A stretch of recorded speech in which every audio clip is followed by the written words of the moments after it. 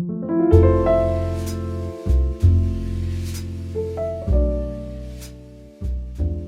everyone, welcome to Café, Galletas y Pan Dulce. I'm your host Miranda, and today we're actually gonna be talking about traditional Mexican candy. So it's not popular candy like this one right here or this one right here, although both are really good. Like this one yesterday, my mom and I were eating them. They are like they're kind of like chocolate cakes with a little bit of cherry right here, and they were really good. But we're not gonna be talking about them today.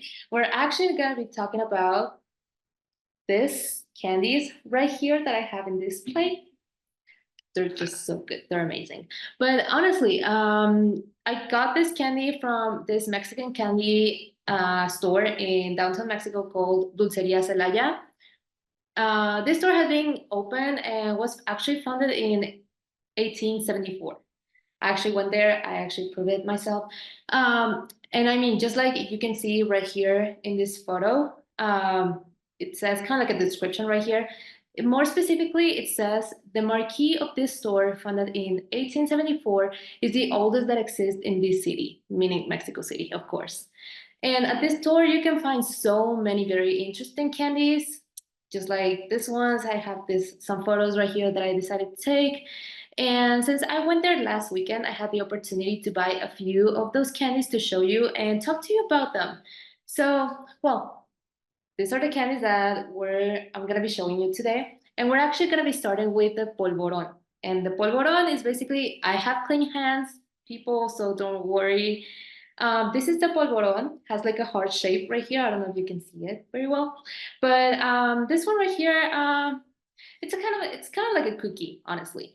And when you bite it, it usually falls apart. It's a very soft cookie, so be careful with the little crumbles left on your shirt after eating this one. This polvoron is pretty sweet, and this one particularly has orange flavor. I also saw at the candy shop one polvoron which was made, I think, with cinnamon. So, but I've never tried the orange one. So, I mean, let's try it and let's see how it goes. Yeah, as I said, falls apart. Mmm, really good. You actually can feel the orange scent, the orange flavor, I mean. Pretty good, really, really good. But let's move on with the next one. We're gonna move on with the dulces de almendra. Dulces de almendra, or almond candy, are basically these ones that I have here. Um, I was curious actually to know the difference between these two. So I asked the lady at the store, and she told me that one was made with water. It was water based, so I think it's this one, and the other one was milk based, which is this one. This one right here that I have is made into the form of a peach. I don't know if you can see it. Pretty cute, super sweet. But you can also find them made with the form of an apple, pears, bananas, and other kinds of fun fruits. Doesn't really mean that they will have some kind of like fruity flavor. Just they just make it into this form to make it look pretty. But when I went to the store, it was already kind of late, so they didn't have many dulces de almendra in the form of fruits to choose from. So I simply went with the one in the form of a peach. They also have one in the form of a green apple and another one in the form of a jicama, which, if you don't know what a jicama is, it's basically kind of like a legume, and that is very typical here in Mexico. It's usually brown outside and white on the inside, and its flavor is not really strong at all. And this kind of jicama has a lot of water, so it's a pretty healthy choice. I think it's a vegetable. Well, not a vegetable. It's a legume. It's kind of like a potato, but it's pretty healthy if you ever want to try it. But now let's taste both dulces de almendra and see which one tastes better. So this one is the one made with water. Mm. Oh, so good. Oh my God. Mm. Okay. Kind of like the flavor is kind of like a marzipan. I don't know if you know what a marzipan is, but it's so good. That one's the water base. Let's try the one with the milk base. Hmm.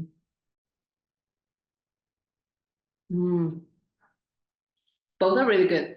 Honestly, I cannot really tell the difference between the one made with water and the one made with milk. Both are pretty sweet, but both are really good. So I mean, those are the dulces de almendra. And now let's go over to Espejo de Puebla. It's another cookie. It's right here. Its literal translation is Puebla's mirror. If you don't know what Puebla or where Puebla is, Puebla is actually a state here in Mexico, which is from where this cookie receives its name from. It's a bit, Puebla is a bit south from where I'm currently in, which is Mexico City. So I've tried this cookie before, and honestly, it's super good, especially with some black coffee. If you're not a bad fan of black coffee, you can just go for like, I don't know, a nice latte or maybe like a chai latte. That could actually work. This cookie is just really good. Now the thing about black coffee here in Mexico is that we usually drink something bitter to accompany it with something sweet to eat. That's why we drink black coffee. So for example, you can have your black coffee and your Espejo de Puebla, and you're balancing both the bitter and the sweet. So that's why we drink black coffee here. But now let's move over to the Aleluya. This is the Aleluya. I don't know if you can see it pretty well, but it's also made with almond.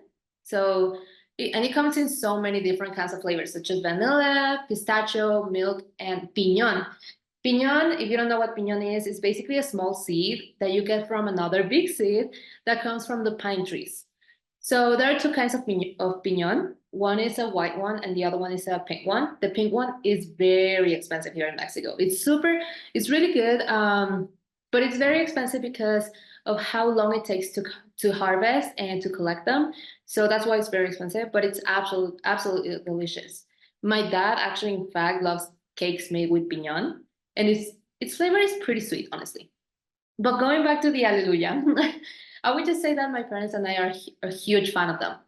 My favorite one will have to be the one made with vanilla or burnt milk. Yeah, you heard me, burnt milk. So, or leche quemada, that's how we call it. But no, you don't literally burn milk in a stove. Instead, what you do is mix the milk with some sugar and honey, and basically you create the form. It's kind of like a caramel. So that's why it's called burnt milk or leche quemada. It's just the name that it receives. But now let's move over to the piña y camote.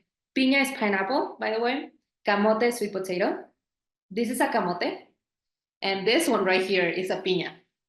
So the difference right here is that they're kind of like crystallized candy. So basically, at the Celaya candy shop, you can find pineapples, you can find figs, you can find camote, red pears, and papaya.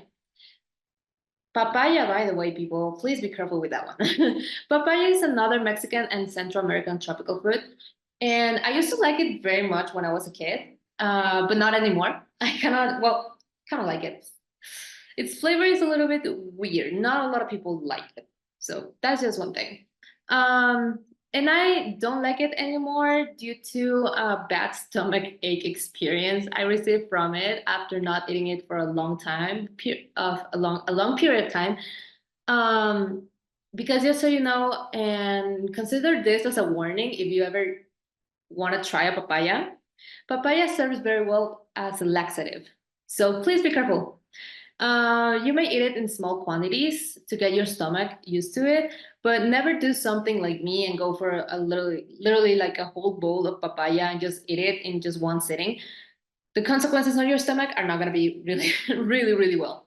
But going back to the camote and pineapple, basically what they do is that they just put sugar on top of it and they let it crystallize. So I don't know if you can see it, like it's a little bit crystallized right here. I love camote. It's so good. I've tried the pear before. It's a red pear, and honestly, I didn't quite like it because it was just too sweet. It was extremely sweet, and I just didn't like it. But yeah, pineapple and camote both are really good. But now let's move over to another cookie. This one, the puerquito or marrano. You may know it in San Antonio, actually. Its literal translation is pig because of the form of the cookie. that resembles kind of like a pig. I don't know if you can see it, like super cute. And this is my favorite kind of cookie, honestly, people, because its flavor is very sweet and it mixes very well with a glass of milk. It's just so good. So the puerquito is made with something called piloncillo, which is basically kind of like imagine a cone or a cylinder made of pure brown sugar that comes out from the sugar cane's juice. So that's what piloncillo basically is. It's absolutely delicious. But now let's move over to the manzanita. This one's a manzanita or little apple if you want to translate it. No, it doesn't taste like apple. It's just the name it receives from it due to its kind of like form. If you can see, you can just even see like its little stem right here. But this candy is actually made with coconut. So, and this one I have here specifically is made with lemon scent. You can find all other kinds of flavors at the store, such as milk, orange, and guava. And now I have to say something about the differences between limes and lemons here in Mexico. Over there in the United States, you identify lemon with the yellow fruit, the yellow sour fruit, and the lime with the small sour fruit. Here in Mexico is the opposite. Lime is a yellow fruit and lemon is a green fruit. So this manzanita right here is made with lemon, the green fruit. So that's why it's green. But now let's move over to the buñuelo. I'm pretty sure you know it. This is a buñuelo. So beautiful. I love it. Now the thing about buñuelos is that they actually come from Spain. And way before that, they come from places like Turkey or Egypt. However, the difference between this buñuelo I have right here is that it's made with piloncillo as well. So that's why it's kind of like a difference between the Spanish buñuelo and the Mexican buñuelo. The Mexican buñuelo is made with piloncillo. So the buñuelos have a crunchy texture. They're not really cookies, and we usually eat them around Christmas time. So yeah, that's just something we do. And I actually have one more surprise here, people. And it's this one right here. So I don't know if you recognize this one. Super cute. And this one is a calavera or chocolate skull. So maybe you recognize them because of Dia de Muertos. You may have seen kind of like sugar skulls made of sugar. And I mean, that's kind of like a typical thing to do, but we also here in Mexico have the chocolate skulls. Then they're honestly super good. They're super yummy. However, there's one thing with the sugar, the sugar skulls that I don't really like, and it's just that you can eat them, of course, but it takes a really long time to eat them because they're made of sugar. So you don't want to break your tooth. So the thing with chocolate skulls is that they're easier to eat and they're made with chocolate. So that's why they're delicious. Now, before we finish, I actually brought three more candies to show you guys that are also very typical here from Mexico, and I also found them in at the Dulcería Celaya. So the first one is this one right here. I don't know if you can see it. Yes, okay, perfect. This is a turrón, and it's so good. It's made with a noblea. So a noblea is kind of like it's really hard to. It's kind of like edible paper, if that makes sense. And then the turrón, which is basically kind of like the thing that it's inside, it's made with almonds as well. And this one particularly has, I think it has like some nuts, and then it also has some fruits. It's really good. I love it. But this is the turrón. It's really good. They also come with I think like in just normal flavor without the fruits and stuff that you find here. You can also find them with just almond, and that's it. But this one is super good. And then I have another one which I didn't want to take off the paper just because it's very sticky. This one is quemada or cocada, however you want to name it. But basically, this is made with coconut, and it's kind of like burnt coconut because its flavor is a little bit. I don't know if you can feel the burnt flavor, but it tastes really good. My mom actually really loves it. That's why I'm not eating it because my mom wants to eat it, so I'm not eating this one. But it's really, really good. It's really sweet, honestly. And yeah, but it's basically yellow just because of them burning the coconut. So the coconut kind of like turns a little bit golden when you burn it. So that's why it's kind of like yellow burned. And I think it also has honey. That's why it kind of like sticks together, but it's really, really good. It's really, really sweet. And then finally, I have three little candies right here that are super cute. You can find them in kind of like at the malls and like in normal stores, but they're just very typical here in Mexico. And they are this ones. So they are named Dulces de Agar. I have one more. It's a yellow one. So I have this ones. They also come in red and green color. Kind of, if that makes sense. It's kind of like a combination. Honestly, my favorite they come in different flavors, by the way. My favorite flavor will have to be the red one, and I don't have it. I don't have it here because I already ate them. But yeah, my favorite one is the one that is kind of like red, and also the other one that is kind of like has like a red center. So it has like a red center right here, and then outside is green, kind of like a watermelon flavor. That makes sense. And then the red one is made, I think, with strawberry. So that's why I really like it. This one, I think it's made with lemon. Again, think about the lemons and the limes. Lemon here is the green one. Lime is the yellow one. So this one is made with the green one. So this is made with the lemon. This is made with orange. And this one right here is made with lime. So this one is made with lime. But yeah, those are basically the candies that I have for today. And well, I mean, I hope you enjoyed it. Of course, if you ever visit the Dulcería de Celaya in downtown Mexico, you're gonna find so many more candies, like bigger buñuelos or chocolates from different kinds, merengues or meringue, flans or pudding, and so much more. They're so good. And a lot of people actually visit that dulceria. So also make sure to go there a little bit early because their candies they run out pretty quickly. They sell out pretty quickly. But anyways, guys, I really hope you enjoyed today's episode. Tune in next week for our third episode in this podcast, in which we're gonna be talking about Central Mexican homemade food. Yeah, you heard me, homemade food. It's not gonna be something like top 10 Mexican food. It's gonna be homemade food. And we're going to have a special guest again, who's gonna be my aunt, my mom's sister. So she will be telling us more about her own homemade food and about her own meals, how they look like when she was a little girl back at my grandmother's house. And yeah, she's just gonna tell us more about them. But please, guys, don't forget to join our community. And if you like today's episode, please let me know by leaving a comment. And always remember to keep all comments nice, clean, and respectful. We want to be respectful around here. But I mean, on that note, I'm your host Miranda, and I'll see you next week in Café Galletas y Pan Dulce.